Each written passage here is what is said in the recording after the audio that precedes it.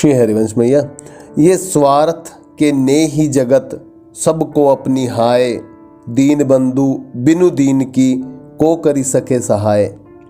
ये हमेशा यही कहते थे, इनकी जुबान पे ये पद हमेशा चलता रहता था कि कहते थे कि स्वार्थ के ने है इस संसार में, स्वार्थ का प्रेम है इस संसार में, सबको अपनी अपनी लगी रहती है, अपने में ही खुश हैं सब और अपने स्वार्थ में ही दूसरों से प्रेम करते हैं। दीन बंधु बिन दीन की, मतलब जो दीनदयाल भगवान है न, वो उनके बिना दीनों की सहायता कोई नहीं करता। इनके मन में हमेशा इनकी वाणी पे ये हर आदमी को यही पद गा गा के सुनाते, कहीं भी गुनगुनाते रहते, तो ये चलते रहते थे, इनकी जुबान पे रहता था।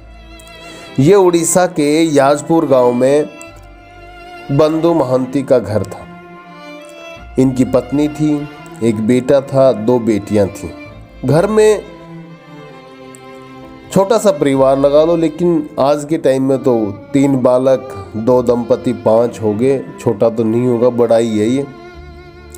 बंधु बहुत गरीब महात्मा थे, लेकिन संतोषी थे, मन में संतोष रखते थे। जो मिल गया उसमें संतोष था, जो दे दिया किसी ने वो पा लिया, बस वही, और इसके सिवाय कुछ चाहत नहीं थी, किसी चीज़ की आकांक्षा नहीं थी, इच्छा नहीं थी, कामना नहीं थी। गांव में भीख मांगने जाता था। एक दिन जो, और भीख का ये भी नहीं था कि मांगे किसी से नाराज हो जाए, कोई दे या ना दे, उससे कोई फर्क नहीं पड़ता था। जिसने दे दिया उससे दोबारा नहीं मांगा, नहीं दिया उसके सिर झुका के हाथ जोड़ के प्रणाम करके निकल लेते थे। कोई मतलब द्वेष नहीं, दिया तो दिया, भाई क्यों नहीं दिया, होता है ना, अरे भीख मांगने आए कुछ दे तो देता, नहीं, ऐसी भावना नहीं थी। एक दिन के काम भर को अन्न मिले, कुछ नहीं मिला, और आज का मिल भी गया तो भी कोई फर्क नहीं, घर लौट आते थे। उसी अन्न से अतिथि सेवा होती थी, बच्चों का भोजन कराया जाता था। तो सोच लो, जिस दिन नहीं मिलता तो उस दिन इनके घर की हालत कैसे हो जाती थी। अगर कोई बाहर का सदस्य आ जाता, कोई मेहमान आ जाता और ये भिक्षा मांगने गए हों और नहीं मिला हो, तो सोचो इनकी दशा क्या होगी। और इनके घर में अगर कोई आ जाए उस दिन तो उसको क्या देंगे। बच्चों का भी उसी से भोजन होता था, और जो कुछ बच जाता तो स्त्री पुरुष खा लेते थे, नहीं तो भगवान का नाम लेते हुए उपवास रह जाते थे। बंधु अपनी आस्था में परम संतुष्ट था, बहुत विश्वास रखता था, चाहे कुछ भी हो जाओ। उसके श्री जगन्नाथ है ना, वो उसको कभी असहाय नहीं छोड़ेंगे। वो सहाय है, बस ये प्रारब्धों का खेल है, कुछ दिन चलेगा, और जब ये प्रारब्ध पूरे हो जाएंगे तो ये खेल का अंत भी होगा। बस लीला चल रही है, लीला में ही मगन रहते थे। ये नहीं मानते थे कि हाय मैं गरीब हूँ, नहीं, ये बस प्रारब्धों का खेल मानते थे, बस उसी को लीला मानते थे कि पूरा संसार एक खेल ही है बस। श्री जगन्नाथ में उसकी अविचल भक्ति थी। उनके हृदय में जो आनंद का स्रोत निरंतर झरता था, वह महलों में रहने वाले संसार के विषय लोलुप लोगों को भला सौपन में भी प्राप्त नहीं हो सकता, कहीं से प्राप्त नहीं हो सकता, क्योंकि अमृत का पान उसी को होगा जो अमृत पीने के योग्य होगा, अमृत पान करने योग्य होगा, जो प्रभु का प्यारा होगा। संसार की इच्छाओं से, आकांक्षाओं से, वासनाओं से, कामनाओं से जो जितेंद्रिय होगा उसी को ये प्राप्त होगा। अचानक एक बार क्या हो गया कि देश में अकाल पड़ गया।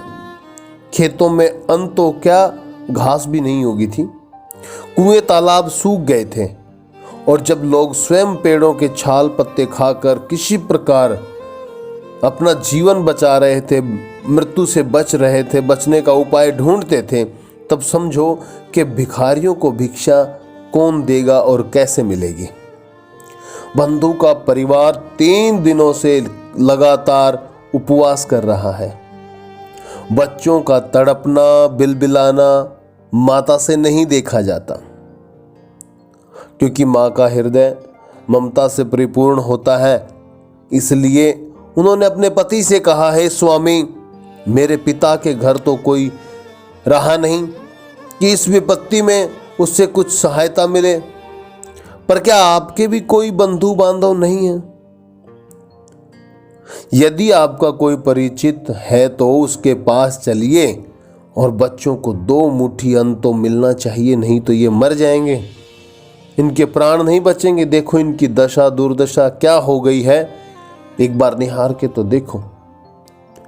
लेकिन बंधु महात्मा नजरें उठा करके एक बार उनके चेहरों की तरफ देख लेते और अंत में अंदर ही अंदर सोचते कि जब तक मेरे प्रभु की छत्र छाया में ये है, इनका कोई कुछ नहीं बिगाड़ सकता। चाहे अकाल तो क्या, लगातार अकाल के ऊपर अकाल पड़ जाए। अगर उन्होंने जीवन दिया है और जितना समय दिया है उससे पहले इनका कुछ नहीं हो सकता, चिंता मत करो तुम। लेकिन वाणी से नहीं बोलते थे।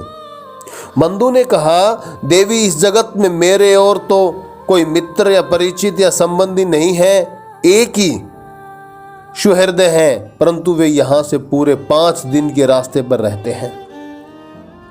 हम लोग अगर उनके पास पहुंच जाएं तो अवश्य ही हमारे समस्त दुख सदा के लिए दूर हो जाएंगे।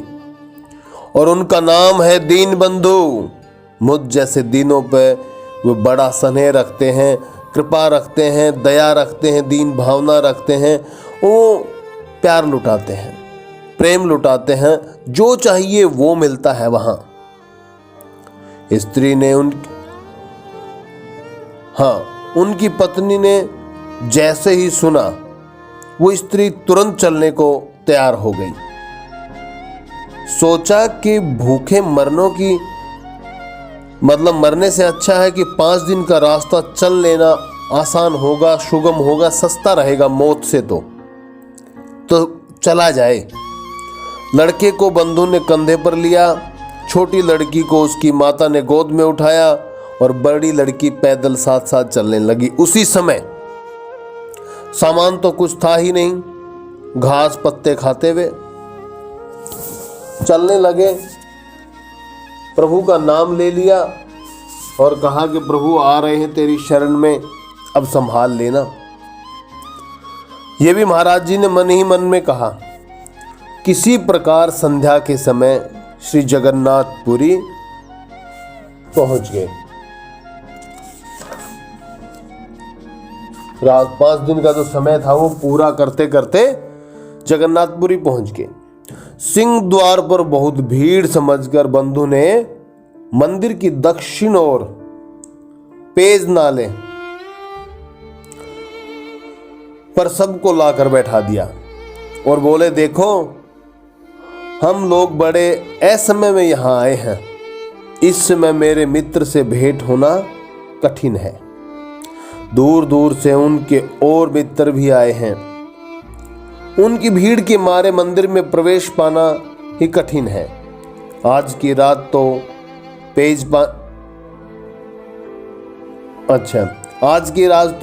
पेज पानी नाले का फैन पीकर बिताओ। कल अपने बंधु से मिलकर सारी बातें कह दूंगा। पत्नी को बहुत बड़ा विश्वास लग रहा था कि साधारण किसी पुरुष से मिलेंगे, इनके मित्र यहाँ रहते होंगे, वो बहुत धन्य होंगे, धनवान होंगे, उनसे मिलकर पूरी समस्याओं का समाधान हो जाएगा। चलो कोई बात नहीं, एक ही रात है, काट लेते हैं। अब तो सहारा दिखाई दे रहा है, कोई बात नहीं। बेचारी स्त्री इतना ही जानती थी कि यहाँ उसके पति के कोई बहुत संपन्न मित्र हैं। उनसे मिलने पर बच्चों के प्राण बच ही जाएंगे। उसे धन दौलत नहीं चाहिए था, 2 मुट्ठी अन्न मिल जाए और अपने प्राणों की भी उसे चिंता नहीं थी, सिर्फ बच्चों के प्राण बच जाएं। उस पतिव्रता ने फूटी हंडिया से उस नाले का फैन ही बच्चों को पिलाया, स्वयं पिया, अपने पति देव को पिलाकर सो गई। लेकिन बंधु महंती की जो हृदय की दशा दूसरी ही थी।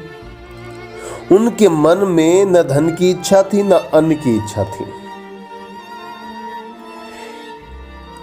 एक बात और भी है भैया कि पता नहीं स्थिति आती होंगी कैसी आती होंगी पता नहीं, लेकिन एक समय तो ऐसा तो आता है कि सच में किसी चीज से मोह नहीं रहता।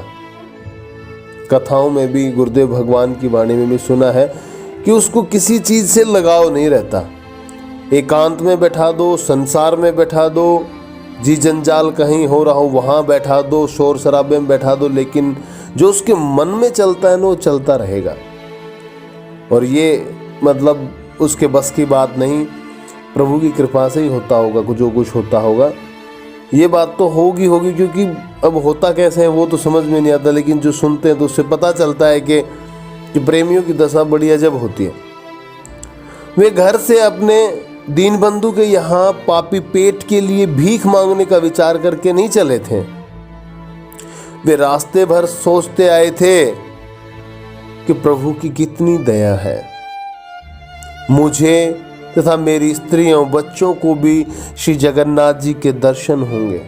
देखो मृत्यु सामने नजर आ रही है, लेकिन मन में बात चल रही है कि बस मेरे प्रभु मेरे प्राणनाथ के दर्शन हो जाएंगे। बड़ी कृपा जो हमें यहाँ तक बुला लिया, कैसी भी स्थिति सामने प्रकट की, लेकिन कारण तो दर्शनों का ही हुआ ना।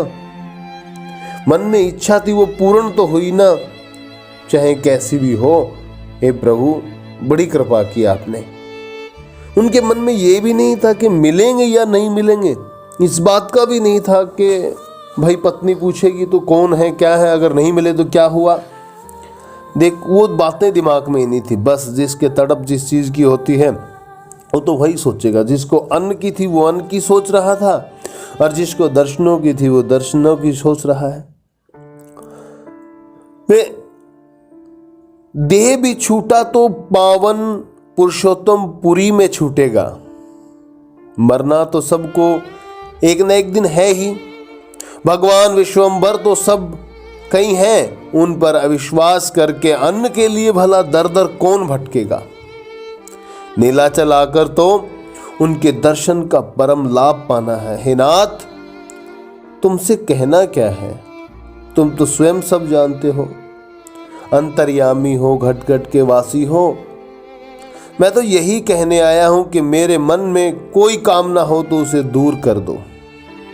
बताओ अपार मूर्ति है भक्ति की। इससे बुरा समय किसी का नहीं आ सकता। ये तो भगवान भी कहते हैं, शास्त्र भी कहते हैं, अगर मृत्यु सामने हो तो झूठ बोल दो। अगर किसी बेगुनाह की जान जा रही है तो झूठ बोल दो, कोई फर्क नहीं होगा। प्राणों की रक्षा पे, प्राणों पे बन आए तो बोल दो, कोई कह दो कुछ भी। लेकिन बंधु महंती जी बिल्कुल साफ स्पष्ट बात कह दी, अगर मेरे मन में मृत्यु तो क्या, अगर कुछ भी हो जाए, लेकिन मैं कोई कामना हो तो बस उस कामना को मत आने देना, कामना को दूर रखना। बंधु महंती के लिए उपवास मानो उपवास नहीं था, आदत हो गई थी। उपवास किए हुए बच्चों तथा स्त्री के लिए तो वह एक नाले का फैन ही अमृत जान पड़ा था, क्योंकि वो प्रभु के लिए ही तो बना था। वो भोग उसी का तो फैन था, उसी को अमृत मानकर पान किया था। औरों के लिए फैन होगा वो, लेकिन उनके लिए अमृत था वो। वे उसे पीकर सो गए। श्री जगन्नाथ मंदिर में रात की सेवा समाप्त हो जाने पर मंदिर द्वार पर रस्सी बांधकर मुहर लगा दी गई। मसाले जल गई, सब लोग बाहर चले गए, सब द्वार बंद हो गए, सेवक गण सो गए, सब सो गए। पर जिसका बंधु 5 दिन का रास्ता चलकर पेज नाले पर सह परिवार पड़ा था, जिसकी बंधुता पर विश्वास करके वह इतनी दूर आया था, वे दीन बंधु कैसे सो जाते हैं। उन परम प्रभु के नेत्रों में निद्रा कहाँ, वे तो तड़प रहे थे अपने दीन बंधु, अपने बंधु महंती से मिलने के लिए, उनके कष्ट हरने के लिए, उन पर अपने कर कमलों की दया करने के लिए, अपना प्रेम लुटाने के लिए भगवान श्री जगन्नाथ जी खुद तड़प रहे थे। भंडार में आए और अपने रतन थाल को 56 भोग प्रसाद से सजाकर एक ब्राह्मण के वेश में मंदिर के दक्षिण द्वार से बाहर आकर पुकारने लगे,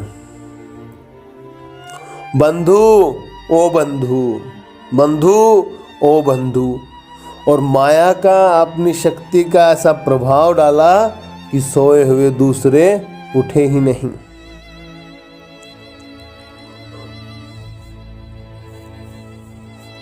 पुरी की इस महानगरी में एक अपरिचित अज्ञात बंधु महंती को कोई पुकार सकता था? कोई जानता थोड़ी था। यह बात बंधु कैसे मान ले? पुरी में और जाने कितने बंधु हो सकते हैं। बंधु महाराज ने पुकार सुनकर भी उसे उत्तर नहीं दिया। सोचा मेरे को कोई जानता ही नहीं तो कौन मुझे पुकारेगा, बंधु तो बहुत हो सकते हैं। अंत में जब पुकारने वाले ने याजपुरिया बंधु कहकर पुकारना आरंभ किया, तब हड़बड़ाकर दौड़ा हुआ वह द्वार के पास आया। ब्राह्मण ने स्वर में उलाहना भरकर कहा, मैं पुकारते पुकारते थक गया। मेरे हाथ इस भारी थाल को उठाए उठाए दर्द करने लगे, पर तुम कैसे हो जो सुनते ही नहीं। लो आज इतने से ही काम चलाओ, कल से तुम्हारे रहने की और भोजन की सब व्यवस्था हो जाएगी, कोई चिंता मत करना। बंधु महंती तो मुख देखता रहा। थाल ले लिया उसने, उसके मुख से एक शब्द भी नहीं निकला और बोलने का चाहा भी होगा तो बोलने का अवसर दिए बिना ब्राह्मण देवता मंदिर में थाल देकर चले गए। बंधु तो मानो जड़ की भांति सन्न रह गया। बहुत देर में कुछ होश आया, तब मतवाले की भांति झूमता हुआ स्त्री बच्चों के पास पहुंचा। सबको जगाया उसने। सबने महाप्रसाद पाया। स्त्री ने थाल धोया। बंधु उसे लौटाने गया तो देखा कि द्वार बंद है। थाल को अपने फटे चीथड़े में लपेटकर सिर के नीचे रखकर वह सो गया। प्रातःकाल भंडारी ने भंडार खोला तो उसका होश उड़ गया, हवा निकल गई उसकी। वह सब वस्तुएं बिखरी पड़ी हुई थी। भगवान के रतन थाल का पता ही नहीं था। हल्ला मच गया, लोग इकट्ठे हो गए। इधर उधर दौड़ धूप होने लगी और अंत में बंधु पकड़ा गया। कोतवाल के सामने पहुंचाए जाने पर उसने रात की सब बातें सच सच कह दी, क्योंकि बेचारा डर गया था। बंधु डर गया था, लेकिन बंधु का जो स्वामी था वो बंधु को संसार के सामने लाना चाहता था। बंधु के प्रेम को प्रकाशित करना चाहता था, उसे गुप्त नहीं रखना चाहता था। इसलिए ये लीला होनी जरूरी थी। परंतु बंधु की बात पर विश्वास कौन करता? उसकी दशा ऐसी थी। स्त्री बच्चों सहित हथकड़ी बेड़ी से जकड़कर वह कारागार में बंद कर दिया गया। बंधु पर मार पड़ी थी। सब उसे गालियां दे रहे थे। कारागार में बंदी कर दिया गया था वह, लेकिन इतने पर भी उसे दुख नहीं हुआ। क्योंकि उसको दुख इसलिए नहीं हुआ क्योंकि उसका विश्वास था। वो विश्वास टूटा नहीं था। प्रभु ने उस विश्वास को जताया था, दिखाया था।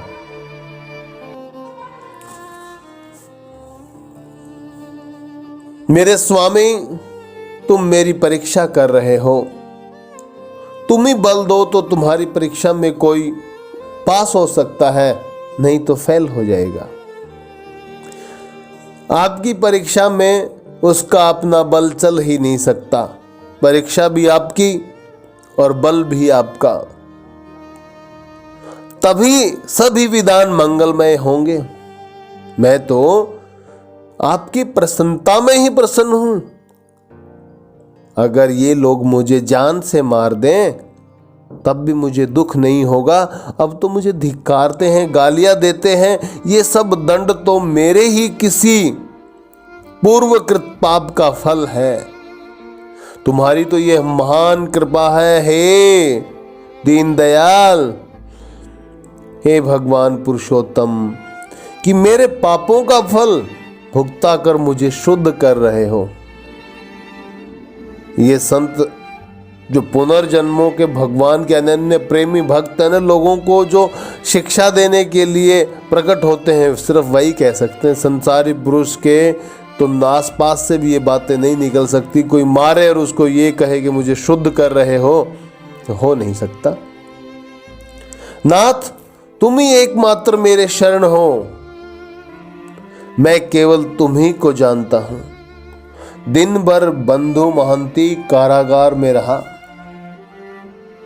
रात्रि हुई, पुरी नरेश महाराज प्रताप रुद्र खरदा नामक स्थान में अपने स्थान पर सोए थे। उन्होंने सौपन में देखा कि श्री जगन्नाथ जी बहुत ही रुष्ट होकर कह रहे हैं, राजा, मेरा भक्त 5 दिनों से भूखा प्यासा याजपुर से स्त्री बच्चों के साथ पैदल चलकर यहाँ आया है, परंतु यहाँ तेरे किसी कर्मचारी ने उसकी बात भी नहीं पूछी। वह भूखा पड़ा रहा तो मैं अपने रत्नस्थल में उसे प्रसाद दे आया, और रतन थाल तो मेरा था, मैं अपने भक्त को दे आया। उसमें तेरा या और किसी का क्या? पर तेरे सेवकों ने उसे रतन थाल के लिए पीटा। सच सच बता देने पर भी कारागार में बंद कर दिया। मुझे बहुत दुख हुआ, गीता में कहते हैं कि भगवान सुख और दुख से परे हैं, वो समभाव में रहते हैं। और यहाँ भक्तों के लिए कहते हैं कि मेरे भक्त को मारा पीटा, बुरा भला कहा, इसलिए मुझे बहुत दुख हुआ।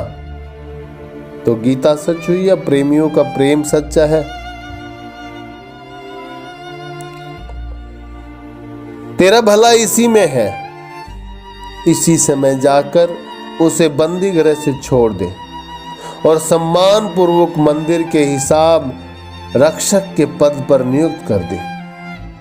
उसका सारा प्रबंध अभी जाकर कर दे, मुझे तभी संतुष्टि मिलेगी। अन्यथा मुझे क्रोध आ गया तो तेरे लिए अच्छा नहीं होगा। भगवान के अंतर्ध्यान होते ही राजा की नींद टूट गई। सुदामा जी के चरित्र में महाराज जी कथा कर रहे थे, कृष्णचंद्र ठाकुर जी। वो कह रहे थे कि भगवान प्रकट नहीं हो सकते जब तक विधान नहीं बनता। नहीं तो कह रहे हैं कि कथा में भगवान एक एक कदम पे उनके साथ थे, कि कांटा लगना था तो ये प्रारब्ध में था। नहीं तो भगवान कहते हैं अपने कर कमल सुदामा जी के चरणों के नीचे लगा देते, अपना हृदय निकाल के रख देते। अगर सुदामा जी का प्रारब्ध पूरा ना करना होता तो तड़प रहे थे कि कैसे भी एक एक जो कष्ट सुदामा जी पा रहे थे तो तड़प रहे थे कि कैसे मेरे भक्त के, मेरे मित्र के ये सब कष्ट मैं हर लूं। तो ऐसी दशा यहां थी। भगवान के अंतर्ध्यान होते ही राजा की नींद टूट गई। उसी समय घोड़े पर सवार होकर पुरी पहुंचे। सौपन की सारी बातें सच्ची थी। बंधु महंती की हथकड़ी बेड़ी खोलकर वे हाथ जोड़कर बोले, यहाँ के लोगों ने आपको जो कष्ट दिया है वह अपराध उनका नहीं, वह तो मेरा अपराध है। मैं पापी हूं, मैं नीच हूं, सारा अपराध मेरा है। आप मुझे क्षमा करें तो करें, नहीं तो इसका कोई भी सजा जो देना चाहो मुझे मंजूर है। राजा के इतना कहते ही कहकर राजा के नेत्रों में आंसू आ गए, आंसू बहने लगे। बंधु महाराज को बड़ा संकोच हुआ। उन्होंने राजा को आश्वासन दिया, सम्मान पूर्वक राजा उन्हें अंदर ले आए। लेकिन बंधु महात्मा जी क्या कह रहे कि राजन, मैं इस लायक नहीं हूं। जो आप मेरे से बार बार ऐसी दीन भरी याचना कर रहे हैं, मैं भला कौन किसको क्षमा कर सकता हूं। मैं तो खुद प्रभु का आभारी हूं कि उन्होंने इतनी बड़ी कृपा की है। ये प्रभु का अनन्य प्रेम है। आप भी प्रभु के रूप में आए थे, आपके सेवक वो प्रभु के पार्षद के रूप में आए थे, जिन्होंने मुझे भजन करने के लिए इतना समय दिया और मेरी भूख मिटाने के लिए प्रभु ने प्रसाद भेजा। मैं सदा आभारी हूं। जो ही ये शब्द दीनबंधु जी के मुख से राजा ने सुने, उनके चरण पकड़ लिए। ऐसी शरीर की दशा, बालकों की दशा, पत्नी की दशा देखकर भी उनके मन में जरा सी कामना नहीं और दीनता झलक रही थी, टपक रही थी, बरस रही थी। महाराज राजा उनको अंदर ले गए महल के और तीर्थ जल से स्नान कराकर उन्हें वस्त्राभूषण से सजाकर, उनकी स्त्री तथा बच्चों को भी बड़ा सत्कार करके सजा धजाकर मंदिर के दक्षिण ओर उनके रहने का प्रबंध किया और भगवान के मंदिर में लाकर प्रभु का दर्शन कराना चाहा। जिनकी लालसा बंधु महात्मा को अपने गांव से लेकर यहाँ तक खींच के ले आई थी, अब वो समय आ गया था। बंधु महंती श्री जगन्नाथ मंदिर के हिसाब रक्षक पर पद नियुक्त हुए और दर्शनों के लिए प्रभु के सामने गए। वहां प्रभु का दर्शन किया और बैठ करके अपने मन में विचार किया कि प्रभु आपकी दया का, आपकी कृपा का कोई पार नहीं पा सकता। बस ये तो एक अहेतु की कृपा है और ये आपकी कृपा के बिना कभी संभव नहीं हो सकता। मैं तो यहाँ से वहाँ से यहाँ तक आने में असमर्थ था, चला नहीं जा रहा था, लेकिन आप पता नहीं कैसे कैसे करके अपने दीनों पर दया करते, इसलिए दुनिया संसार दीन दयाल कहता है। ये तो आपकी कृपा से हुआ है। मन ही मन ऐसे प्रभु से प्रार्थना कर रहे हैं। पद पर नियुक्त हो गए, सदा के लिए प्रसाद लिखित सनद उन्हें प्राप्त हुई कि हमेशा प्रसाद मिलेगा। इतना करके तब राजा ने जाकर मंदिर में फिर श्री जगन्नाथ जी से अकेले में दर्शन करके अब अपने अपराधों की क्षमा मांगी कि कहा कि प्रभु दोबारा ये अपराध कभी नहीं करूंगा। बंधु अब श्री जगन्नाथपुरी जी रहने लगे और दीन बंधु की कृपा से वे महापुरुष हो गए। श्री जगन्नाथ जी के आय व्यय का हिसाब अब तक श्री बंधु मोहंती के वंशज ही करते चले आते हैं। ऐसी कृपा देख लो। जय जय श्री हित हरि वंश।